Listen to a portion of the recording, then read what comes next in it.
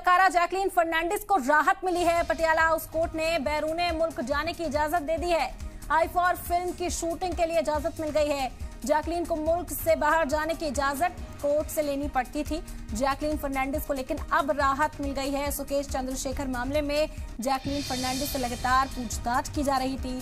उन्हें कोर्ट में पेश होना पड़ता था और कई बार जैकलीन फर्नांडिस की ओर से ये अर्जी भी दायर की गई कि उन्हें राहत दी जाए, क्योंकि उनका काम इस तरह का है।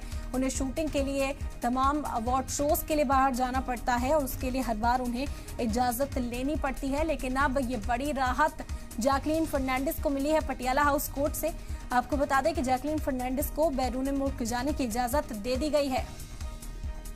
सुकेश चंद्रशेखर ठगी का मामला, जैकलीन फर्नांडिस उस मामले में मुलजिम करार ठहराई गई थी और उनसे भी इस मामले में पूछताछ हो रही थी। उन्हें पेश होने के लिए पटियाला हाउस कोर्ट पहुंचना पड़ता था और अर्जी भी दायर की गई थी राहत के लिए जैकलीन फर्नांडिस की ओर से।